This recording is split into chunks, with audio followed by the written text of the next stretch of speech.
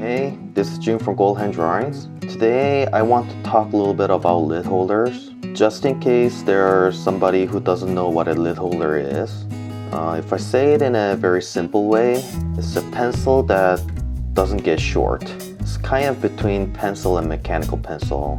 And if you're a pencil user, I bet you're gonna love this lid holder because the lid thickness is similar size to the pencil lid. And like I said, it doesn't get short, so it's actually even better.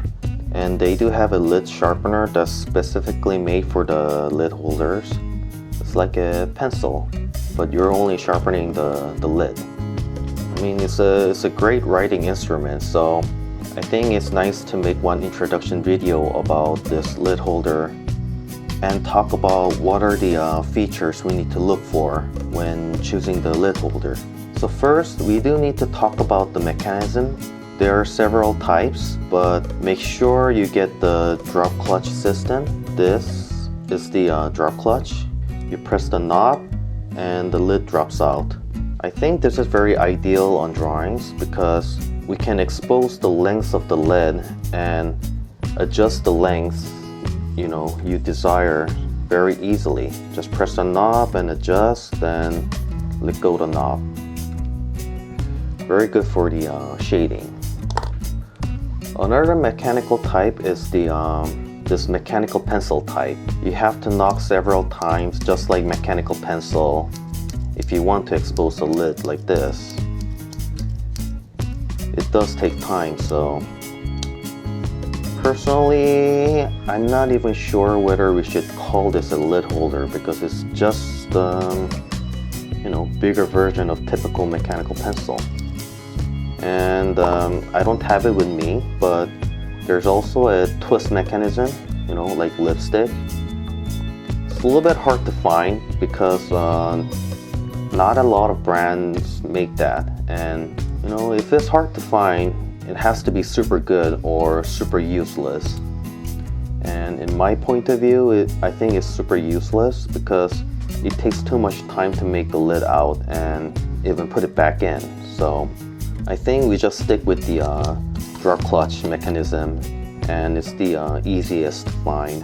Now the second thing you need to think of is the lid size. Typically you can find 2.0, and then this is 3.2 and 5.6. These are like the typical sizes of the lid holder, and most of the people use the lid size 2.0 or 3.2. I would say like 60% will be 2.0 and 25% maybe will be 3.2, and rest will be like 5.6 or other weird size.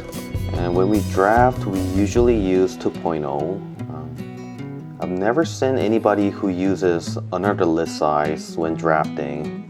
I would say 3.2 is a little bit more suited to drawings and shading because it has a better coverage since it's thick, and obviously 5.6 millimeter will have a greater shading coverage than 3.2. I also think the carpenters use 5.6 since it's big, so it's very legible if you write on the wood planks or wall concrete.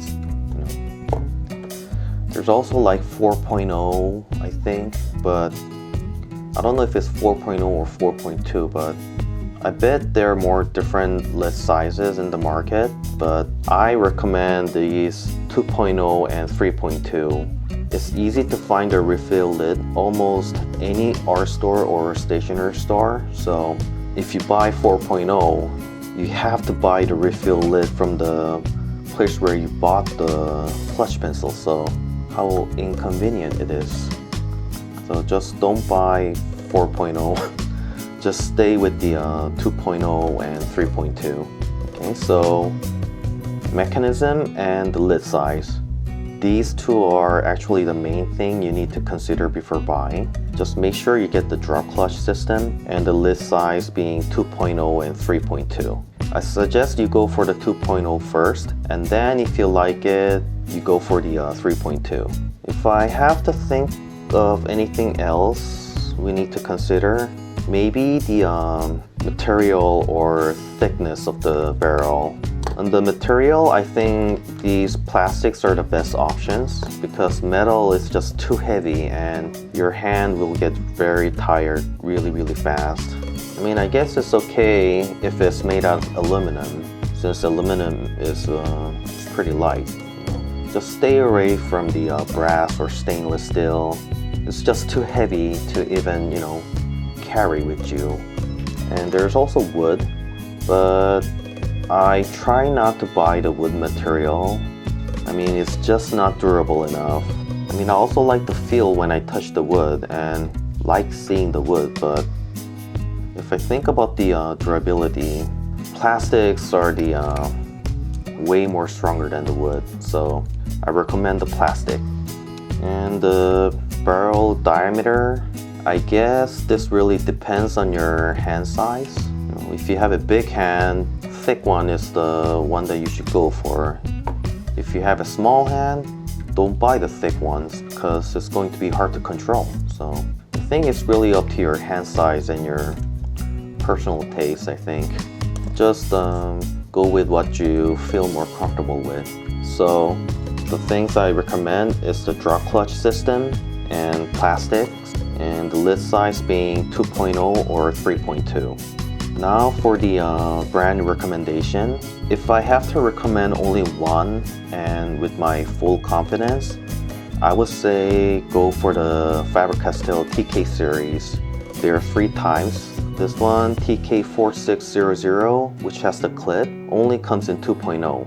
These two are TK9400, and this thin one goes with the B, 2B, and 3B. This thick one will go with the 4B, 5B, and 6B, which the lid size is 3.2. The thin one is 2.0. Well, these dark green colors looks really luxurious and high-end, I think, but also in a very affordable price. It's only like $10 or something. And the best thing about this TK series is that there's like no gap on any connecting part, So when we use, we don't hear any like sound from the pencil, I mean, the thing about these mechanical writing instruments are that it's made out of parts, and these connecting areas, here or here, even this, these areas will have a gap, or it will get loosened, and more loosened or gap, it will be less accurate when you use it. So I mean, all mechanical writing instruments are like this. They all have the same problem, and their goal is to minimize these gaps or getting loose issues. But with the Faber-Castell, I think it's already perfect. There's just like no gap on anywhere, Like my Caran d'Ache, this costs 5 times more than the Faber-Castells. See, there's like this wiggly thing that happens. And this one is actually even not bad, If you have to buy one, I strongly recommend the Faber-Castell TK series. I mean, if you're a fancy person, maybe this, fixed pencil from Caran d'Ache, since it looks very beautiful. Alright, I think I gave you guys the main infos on which clutch pencils to buy, and I hope it was helpful. And I'll see you guys on the next video. Thanks for watching. Bye bye.